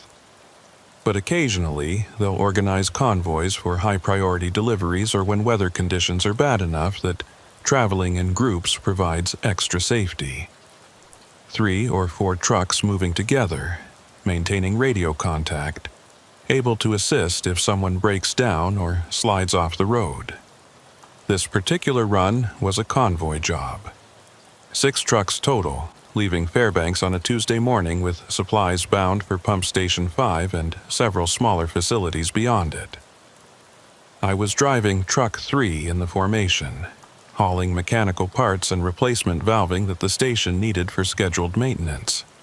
The other drivers were guys I'd worked with before, professionals who knew the road and respected the dangers. Travis was running lead in Truck 1, experienced enough that the company used him to train new drivers. Mick and Coleman had Trucks 2 and 4, both solid operators. Trucks 5 and 6 were driven by a pair of younger guys, Jesse and someone whose name I never caught, running their first winter season but showing good judgment so far. We departed Fairbanks in decent conditions, temperature around 0, light wind, visibility good enough to see a mile or more down the highway. The Dalton is mostly gravel and ice this time of year, winding north through terrain that transitions from boreal forest to tundra as you gain elevation and latitude. We maintained a steady 50 miles per hour, where conditions allowed, spacing ourselves about a quarter-mile apart, close enough to provide mutual support but far enough to avoid creating hazards if someone had to brake suddenly. The radio chatter was typical for these runs, Travis calling out road conditions and obstacles ahead, the rest of us confirming we copied the information and reporting our own observations. We passed through the small checkpoint at the Yukon River around noon, got confirmation that the ice bridge was solid and the temperature forecast looked stable for the next 24 hours. Everything was nominal, routine, boring in the way that professional haulers prefer. Boring means nothing is trying to kill you. We made Coldfoot around 3 p.m. and took a brief stop to refuel and check our loads. Coldfoot is the last real outpost before you hit the true wilderness, the last place to get fuel or food or help if something goes wrong with your vehicle. After Coldfoot, you're committed to the run, trusting your equipment and your skills to get you through the next 200 miles of absolute isolation. The sun was already setting as we pulled out, that brief winter daylight fading into the extended twilight that precedes full darkness. I'd driven this section hundreds of times, knew every turn and grade, could navigate it in complete darkness if necessary. The highway climbed steadily toward Adigan Pass, the highest point on the Dalton, where the road crosses the Brooks Range through a gap that's infamous for sudden weather changes and whiteout conditions. We were about 40 miles north of Coldfoot when Travis radioed that he was seeing something unusual ahead. His voice was calm, professional, but I could hear the undercurrent of confusion. Convoy lead to all trucks. I've got what looks like a vehicle off the road, south side, approximately 2 miles ahead. Looks like a truck, can't tell the condition from this distance. We all acknowledged and maintained speed while Travis approached the location. Through my windshield I could see his taillights in the growing darkness, the red glow steady and bright. Then I saw him brake, his truck slowing as he pulled onto the shoulder near the disabled vehicle. "All trucks, hold position. I'm going to check this out." Travis's voice came through clear on the radio. "Looks like a Kenworth older model, off the road but not rolled. No lights, no sign of the driver." I brought my truck to a stop behind Mick's rig, putting on my hazards and watching as Travis climbed out of his cab and walked toward the abandoned truck. Even from a quarter-mile back, I could see his flashlight beam playing across the vehicle, illuminating what looked like an intact truck that had simply rolled to a stop on the shoulder for no apparent reason. Travis spent maybe 5 minutes examining the scene before getting back on the radio. No driver, no cargo visible, fuel tank is half full, and the keys are still in the ignition. Engine's cold, been here a while. No obvious damage or mechanical failure. This is weird, folks. Truck looks like someone just parked it here and walked away. We discussed options over the radio. Standard protocol would be to call it in to the state troopers and continue our run. Let the authorities handle the abandoned vehicle investigation. But something about the situation felt off to all of us.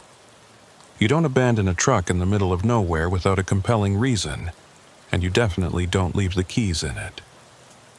Any ID visible? Paperwork? Company logos? Mick asked over the radio. Negative. The truck's been stripped of all identifying marks. No company name, no DOT numbers, nothing. Just bare metal and primer.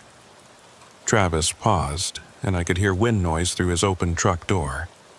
I'm going to try the radio in this thing, see if it still works. What happened next lasted maybe 3 seconds, but it's burned into my memory with the clarity of a high-speed camera recording. Through my windshield, I watched Travis reach into the abandoned truck's cab, presumably to check the radio. Then every single light on his truck went out simultaneously. Not just the running lights and headlights, but the interior cab lights. The dashboard illumination, everything. His truck went completely dark, like someone had cut all power to it in an instant. The radio hissed with static for a moment. Then Travis's voice came through, tight with controlled panic. Power just cut out completely.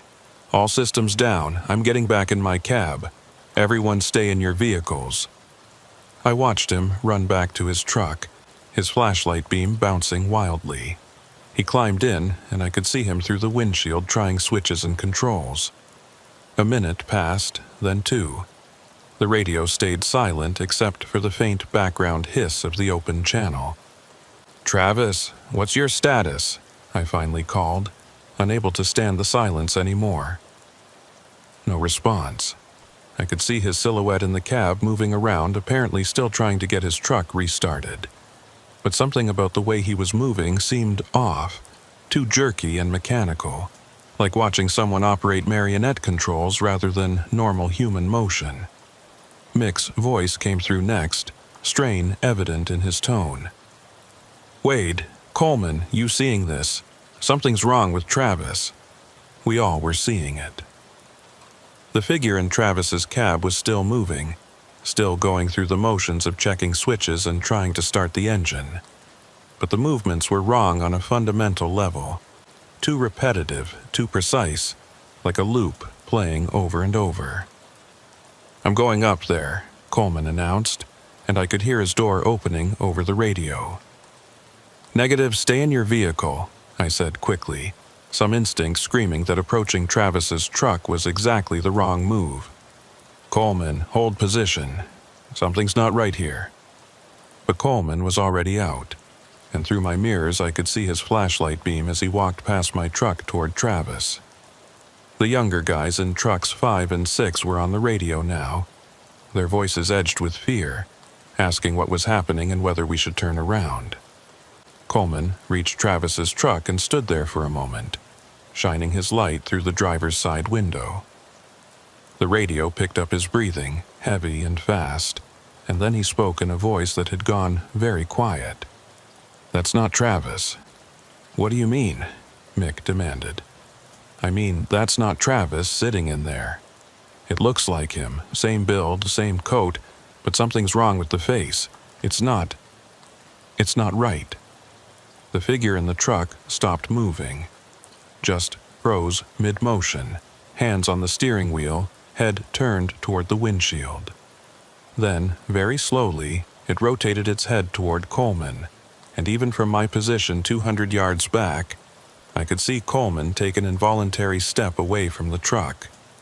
"Get back here right now," I said into the radio, my voice harder than I intended. "Coleman, I need you to walk back to your truck. Don't run, just walk steadily and get back in your cab." Coleman backed away from Travis's truck, his flashlight still pointed at the driver's window, and I could hear his breathing getting more ragged. "It's watching me. Jesus Christ, it's watching me move." "Keep coming back. You're doing fine," I said, tracking his progress in my mirror. "Nice and steady. Don't look away from it, but keep moving." He made it back to his truck and climbed in, slamming the door hard enough that I could hear it over the radio. "That wasn't Travis," he repeated, his voice shaking now. "I don't know what that was, but it wasn't human." We sat there in our trucks, 6 vehicles stretched along the Dalton Highway in the gathering darkness, trying to process what had just happened. Travis was gone, replaced by something that wore his appearance but moved wrong and watched with attention that didn't feel human. And somewhere ahead of us was an abandoned truck that had somehow triggered this whole situation. Mick was the first to vocalize what we were all thinking. "We need to turn around, right now. Get back to Coldfoot and figure this out from there." I agreed immediately. Whatever was happening here was beyond our ability to handle. We needed to retreat, get somewhere with other people and communication infrastructure, and let someone else deal with the impossibility we'd just witnessed. But when I tried to start my backing procedure to turn around on the narrow highway, my truck wouldn't respond. The engine was running fine, all my systems showed green, but when I put it in reverse, nothing happened. The transmission wouldn't engage. I tried forward. Nothing. Neutral. Nothing. My truck was running but completely immobile. The radio lit up with similar reports from the other drivers. Jesse's truck wouldn't shift gears. The other young guy's transmission was frozen. Coleman's steering had locked up. Mick's brakes wouldn't release. Each of us had a different mechanical failure, but the result was the same. We were stuck, unable to move forward or backward, trapped in a convoy formation on a deserted highway with something wearing Travis's face, us sitting in the lead truck. "This isn't mechanical failure," Mick said, stating the obvious. "This is something else." Through my windshield, I could see movement at Travis's truck again. The figure climbed out, moving with that same wrong mechanical precision, and stood beside the truck facing our convoy. Even at this distance in the dim light, I could see that Coleman had been right. It looked like Travis, matched his height and build, wore his distinctive red parka and wool cap, but the proportions were subtly off. The arms hung a little too long, the head sat at a slightly wrong angle, the stance was too rigid. It started walking toward us. Not running, not rushing, just a steady measured walk that somehow felt more threatening than any aggressive charge. It walked past the abandoned Kenworth, past the section of highway where Travis had first stopped, directly toward the rest of our immobilized convoy. "Lock your doors, stay in your cabs, do not engage with it," I said into the radio, my training and experience kicking in despite the surreal horror of the situation. "Windows up, doors locked, lights on. We stay inside our vehicles no matter what." The thing reached Mick's truck, which was positioned directly ahead of mine. It stopped beside the driver's door and just stood there, looking up at Mick through the window. I could see Mick's silhouette in his cab, see him shrinking back from the door, and hear his breathing over the radio getting faster and more panicked. "It's looking at me," Mick said, his voice barely above a whisper. "Right at me, and it's smiling." I grabbed my binoculars and focused on the figure standing beside Mick's truck. What I saw made my stomach drop. The face was Travis's, or a version of it, but stretched and reformed into an expression that human muscles couldn't achieve. The smile was too wide, extending past where lips should end, and the eyes were wrong, too reflective, catching the light like animal eyes instead of normal human eyes. It stood there for maybe 2 minutes, maintaining that horrible smile, then moved on. It walked past Mick's truck, past mine without stopping, continuing down the line toward Coleman and the younger drivers. "What does it want?" Jesse's voice came through the radio, high-pitched with fear. "What the fuck is it doing?" I didn't have an answer. The thing walked the entire length of our convoy, pausing briefly at each truck to look at the driver, maintaining that same impossible smile. When it reached the last truck, the one driven by the guy whose name I never learned, it stopped and stood there longer than it had at any other vehicle. Then it spoke, and its voice came through every radio in the convoy simultaneously, speaking over our open channel despite not having any visible radio equipment. The voice was Travis's, but layered somehow, like multiple recordings of him speaking the same words played at slightly offset intervals. "The convoy cannot stop. The convoy must continue north. The road only goes forward now." "Fuck that," Coleman said immediately. "We're not going anywhere with that thing." But even as he spoke, I felt my truck shudder and lurch forward. My transmission had engaged on its own, overriding my controls, putting the vehicle in motion without any input from me. I grabbed the wheel and tried to steer, tried to hit the brakes, but nothing responded. My truck was driving itself, maintaining position in the convoy formation following Mick's truck, which was also moving independently of its driver's control. All 6 trucks were rolling forward now, our speeds synchronizing automatically, spacing ourselves at exactly even intervals. We passed Travis's abandoned truck, past the thing wearing his form, which stood watching us go by with that stretched smile. In my rearview mirror, I saw it raise one hand in a wave as we left it behind. "Shut down your engines," I shouted into the radio. "Kill the ignition. Cut all power." I twisted my key to the off position, but the engine kept running, kept pulling my truck north along the Dalton Highway. The dashboard showed the ignition was off, but the engine note didn't change, didn't even hiccup. We were being driven by something that didn't need our cooperation or our engine's mechanical function. For the next 3 hours, we rolled north through complete darkness, our convoy maintaining perfect formation while none of us had any control over our vehicles. We tried everything. Mick disconnected his battery terminals, which should have killed all electrical systems. His truck kept rolling. Coleman physically broke his ignition switch with a hammer. No effect. Jesse opened his door and tried to jump out, planning to tuck and roll, but the door slammed shut on its own with enough force to nearly catch his arm. We were passengers in our own trucks, being delivered somewhere by something that had taken control of our convoy. The only thing that still worked normally was the radio, which seemed almost deliberately maintained to let us communicate, to let us share our growing terror as we were pulled deeper into the wilderness. Around hour 4, the landscape began to change in ways that didn't match what I knew of this route. The Dalton Highway follows a specific path, crosses certain landmarks, passes through terrain I'd memorized over years of running it. But now we were moving through areas I didn't recognize. The mountains were wrong, positioned at angles that didn't match the Brooks Range. The tree line ended and started in places where it shouldn't. Even the stars overhead seemed positioned incorrectly. Familiar constellations shifted and distorted. "We're not on the Dalton anymore," Mick said quietly over the radio, voicing what we all realized. "I don't know where we are." The convoy rolled on. At some point, I noticed we'd picked up additional trucks. Between Mick's rig and mine, there were now 2 vehicles I didn't recognize, older models that hadn't been part of our original convoy. Behind me, more unfamiliar trucks had appeared, extending the convoy to 8 vehicles, then 10, then 12. "Anyone else seeing the extra trucks?" Coleman asked, his voice hollow with exhaustion and fear. We all confirmed. New trucks were appearing in our formation, inserting themselves seamlessly into the convoy as if they'd always been there.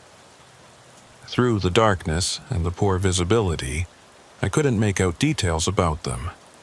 Just shapes and running lights, trucks that might have been real or might have been something else wearing the appearance of trucks.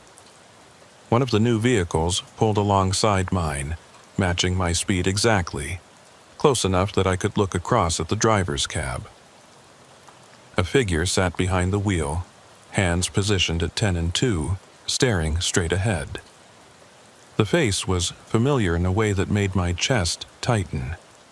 It was me, not someone who looked like me, but actually me, down to the scar on my chin from a bar fight in Deadhorse 3 years ago, and the specific way I wore my cap tilted slightly to the left. The driver turned its head and looked at me, making direct eye contact, and smiled that same stretched, impossible smile the Travis thing had worn. Then it mouthed words I could read through the window. "You're already gone." The truck accelerated and moved ahead, disappearing into the darkness at the front of the convoy. I sat there, shaking, my mind trying to reject what I'd just seen while knowing that rejection was pointless. Something had taken us, was using us for a purpose I couldn't comprehend, and had the ability to duplicate us, to create copies that could drive trucks and wear our faces and smile with mouths that stretched too wide. Jessie was crying on the radio, long, ragged sobs interspersed with prayers and pleas for this to stop. The other young driver had gone silent an hour ago, either too terrified to speak or passed out from shock. Mick and Coleman were talking quietly to each other on a side channel, their voices occasionally breaking through with fragments of conversation about their families and things they wished they'd done differently. I focused on staying alert, maintaining awareness of my surroundings even though I had no control over my movement. Professional habits die hard, and some part of me insisted that observation and documentation might matter, even if I couldn't see how. We'd been driving for almost 6 hours when lights appeared ahead. Not the scattered lights of a town or facility, but a massive concentration of illumination that didn't match anything I knew existed on the north slope. As we got closer, the lights resolved into what looked like an enormous truck stop, brightly lit, with hundreds of vehicles parked in organized rows. Our convoy slowed and began filing into the facility, following painted lines on the ground that directed us to specific parking positions. My truck rolled into an assigned space between 2 other rigs, and finally, mercifully, stopped moving. The engine shut off. My controls became responsive again, showing all green on the dashboard. The radio crackled with Coleman's voice, cautious and uncertain. "Did we just arrive somewhere? Anyone know where this is?" None of us had answers. Through my windshield, I could see the facility spread out in all directions, row after row of parked trucks extending beyond my line of sight. Buildings that looked like service centers and fuel stations sat at regular intervals, all brightly lit but showing no signs of activity or personnel. "I see people," Jesse said suddenly, his voice rising with hope. "Outside, walking between the trucks. We're not alone." I looked and saw what he meant. Figures were moving through the rows of vehicles, walking with purpose like truck drivers checking their loads or heading to a break room. But something about their movement made me hesitate before opening my door. They all walked at the same pace, maintained the same posture, moved with that same mechanical precision I'd seen in the Travis thing. "Don't get out," I said quickly. "Those aren't people." But Jesse had already opened his door. I watched in my mirror as he climbed down from his cab, relief evident in his body language. He started walking toward the nearest figure, calling out a greeting that I could hear faintly through his open door before he'd moved out of radio range. The figure he approached stopped and turned toward him. Even from a distance I could see it smile. Then it grabbed Jesse, the movement impossibly fast, and pulled him close like an embrace. Jesse's scream cut off abruptly, replaced by silence. When the figure stepped back, there were 2 Jessies standing there, The original had stopped moving, standing rigid and still, while the duplicate began walking away with that same mechanical gait all the others used. Within seconds, the original Jessie collapsed, folding in on itself like a deflating balloon until there was nothing left but empty clothes lying on the pavement. "Oh God," Mick breathed over the radio. "Oh Jesus Christ, did everyone see that?" We'd all seen it, watched it happen. Understood now what this place was and what happened to the trucks and drivers who ended up here. This was where the copies were made, where something took the form and memory and appearance of drivers and sent them back out into the world while the originals were discarded like used packaging. "We need to leave," Coleman said, his voice steady despite the horror we'd witnessed. "Right now. Start your engines, we're forcing our way out of here." I turned my key and my engine roared to life, responsive and normal. The other trucks did the same. Our convoy reforming, but this time under our own control. We started backing out of the parking spaces, preparing to make a run for whatever exit we could find. That's when all the other trucks started too. Hundreds of them, maybe thousands, all firing up simultaneously in perfect synchronization. They began rolling forward, moving to block our exit routes, forming a wall of metal and machinery that cut off any escape path. The radio came alive with that layered voice, speaking through every channel simultaneously. "The convoy cannot leave. The convoy has arrived. You will join the road." The other trucks closed in, boxing us into our parking spaces, their engines idling with patient mechanical rhythm. Through my windows, I could see more figures approaching, dozens of them wearing faces I half recognized from years of running these roads. Drivers I'd known who'd disappeared on runs and been presumed lost to accidents or weather. They were all here, or rather, the templates they'd been copied from were here, waiting to be processed and duplicated. We tried everything to escape, ramming through the barriers, coordinating our movements to create gaps, even attempting to climb out and run on foot. Nothing worked. The facility had us, and it became clear that it could keep us as long as it wanted. Could wear us down through exhaustion and fear until we made mistakes like Jessie had. I don't know how long we stayed trapped in that parking space. Hours, certainly, maybe days. Time felt wrong there, elastic and unreliable. We took turns sleeping, maintaining radio watch, trying to find any weakness in the containment. But the facility was patient, the other trucks were tireless, and the figures that walked among the vehicles never stopped moving, never showed any sign of boredom or fatigue. It was Mick who finally made the decision that saved us, or at least gave us a chance. He'd been quietly observing patterns, tracking the movement of the figures and the cycling of the trucks, looking for any regularity that might indicate a vulnerability. "There's a shift change," he announced over the radio.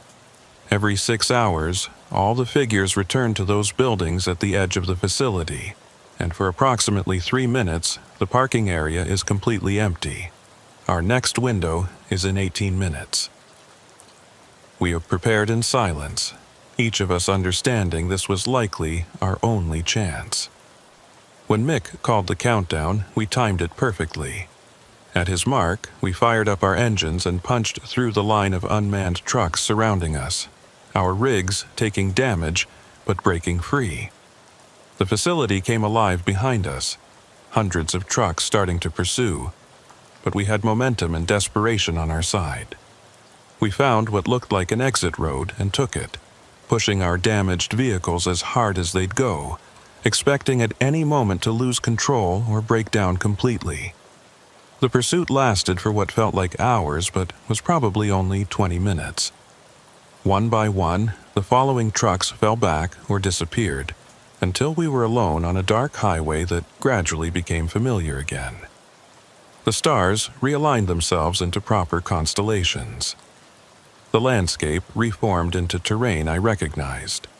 We were back on the Dalton Highway about 30 miles south of where we'd originally encountered the abandoned truck. Our convoy had been reduced to 5 vehicles. Travis was gone. Jesse was gone. And we were running on damaged trucks with no clear understanding of what had just happened or whether we'd truly escaped. We made it to Pump Station 5 and delivered our loads, filing reports about mechanical failures and weather delays. Nobody asked too many questions. Loads were late sometimes, that's just how it was up here.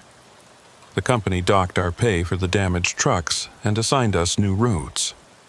I never saw Mick or Coleman or the other surviving driver again. We didn't talk about what happened, didn't compare notes or try to make sense of it. There was an unspoken agreement that acknowledging it might somehow make it real in a way we couldn't handle. I kept running ice roads for another 6 months before I couldn't do it anymore. Every convoy I saw, I wondered if the other trucks were real. Every driver I passed, I looked for signs of that mechanical movement or impossible smile. And sometimes, late at night on empty stretches of highway, I'd see trucks in my mirrors that matched my speed exactly, maintaining that perfect following distance. And I'd wonder if they'd finally sent the copies back to finish what they'd started. I don't run ice roads anymore. I took a job in Fairbanks, dispatching for a local freight company, keeping my feet on solid ground and my trucks where I can see them. But I still hear things on the radio sometimes, late at night when the channels should be quiet.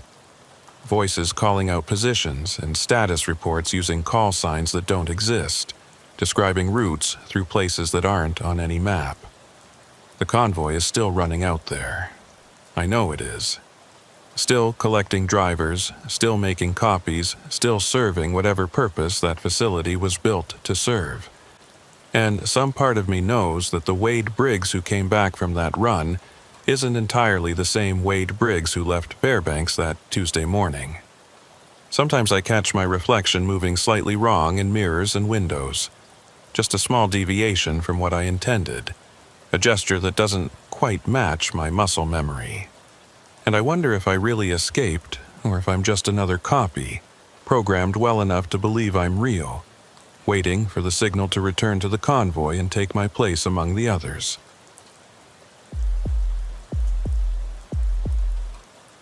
My name is Nathan Cross, and I've been flying helicopters over the Alaska pipeline for 6 years. Aerial inspections, crew transport, emergency response, whatever the company needs. It's good work, pays well, and the views are something most people never get to see. March 12th started like any other inspection run. I lifted off from Deadhorse at 0600, clear skies, light winds, perfect conditions for the 70-mile southbound road I'd flown 100 times before. My job was simple. Follow the pipeline, look for visual anomalies, photograph anything unusual, radio in my findings. 2 hours up, 2 hours back, routine as breathing. The first hour went smooth. I followed the dark line of the pipeline across white tundra, my altitude holding steady at 500 feet. The pipeline stretched ahead and behind, perfectly straight, absolutely predictable. Nothing moved down there except occasional snow devils kicked up by wind. At mile marker 247, fog rolled in. Not gradually, just suddenly there, thick and gray, rising from the ground like something exhaled by the earth itself. Within seconds, visibility dropped to near zero. I climbed to 800 feet, trying to get above it, but the fog climbed with me. 1,000 feet, 1,500. The fog stayed level with my aircraft, maintaining a consistent distance below my skids like it was tethered to me. I radioed Deadhorse, static. Tried the emergency frequency, more static. My instruments showed everything normal, fuel good, engine temperature nominal, navigation systems functioning. But I'd lost all radio contact. That's when I saw the other helicopter. It appeared off my port side, maybe 200 yards out, flying the exact same heading at the exact same altitude. Same model as mine, same company markings, even the same registration number on the tail. I was looking at my own aircraft flying parallel to me. I altered course 10 degrees starboard. The other helicopter matched me instantly, maintaining that precise distance. I climbed, it climbed, I descended, it descended. Every maneuver I made, it mirrored perfectly, like a reflection in water. Through the fog, I could see the pilot in the other cockpit. The figure sat in the same position I was sitting, hands on the same controls, head turned at the same angle. I couldn't make out facial features through the distance and the fog, but the posture was identical. I keyed my radio, even though I knew it wouldn't work. Unidentified aircraft, you are in restricted airspace. Identify yourself. My own voice came back through the static, speaking the exact same words with the exact same inflection, but delayed by maybe half a second, like hearing an echo that shouldn't exist. The other helicopter began drifting closer. Not aggressively, just a slow, steady convergence that would bring us together in maybe 5 minutes if I didn't act. I banked hard left, putting distance between us, and the other aircraft matched my turn, but continued its gradual approach. I looked down through the fog trying to find the pipeline, trying to re-establish visual reference to something real and known. The fog parted just enough to show me what was below. Helicopters. Dozens of them, maybe hundreds, all flying in perfect formation, all identical to mine, all following the pipeline south. They stretched as far as I could see in both directions, a massive convoy of aircraft moving in absolute silence and synchronization. The helicopter beside me was now close enough that I could see into its cockpit clearly. The pilot turned its head toward me, and I saw my own face looking back. But the expression was wrong, too neutral, too empty, like a photograph of me rather than an actual person. It raised one hand and pointed down at the formation below, then at me, then down again. The meaning was clear: join them. I pushed the cyclic forward and dove, breaking away from the formation, heading for the ground at an angle that made my instruments scream warnings. The fog swallowed me completely. I couldn't see anything. Not the ground, not the sky, not the other helicopters. My altitude indicator showed 50 feet when the fog suddenly cleared and I found myself flying over the pipeline again. Normal altitude, normal heading, normal everything. The other helicopters were gone. My radio crackled to life with a dead horse calling my position. Cross, you dropped off radar for approximately 30 seconds. Confirm your status. 30 seconds. I'd been in that fog for at least 20 minutes. I completed my inspection on autopilot, my hands shaking on the controls, and landed at Dead Horse without filing any report about what I'd seen. What would I even say? That was 3 weeks ago. I've flown the route twice since then, and both times the fog has appeared at mile marker 247. Both times I've climbed above it, refused to descend, maintained radio contact, and completed my run without incident. But I see them in the fog below. The formation is growing, more helicopters appearing with each flight, all of them identical, all of them following the pipeline, all of them waiting for me to join. Last night, I saw one land at Dead Horse, watched it taxi to the company hangar, watched the pilot climb out and walk to the operations building. The pilot, who looked exactly like me, moved exactly like me, signed the logbook with my handwriting. I'm in my apartment now, watching the news, and I just saw footage of a helicopter crash near the pipeline. Mile marker 247. They're saying the pilot died on impact, that the aircraft went down in heavy fog. The pilot's name was Nathan Cross, but I'm still here. I'm still alive. I can feel my heartbeat, feel the cold beer in my hand, feel the fabric of my couch, except when I look in the mirror, sometimes my reflection moves half a second delayed. Sometimes I catch myself turning my head toward the window, toward the north, toward the pipeline, with an expression I don't recognize. And sometimes, late at night, I hear the sound of rotor blades even though no helicopters are flying. They're calling me back to the formation, and I'm starting to think I should go.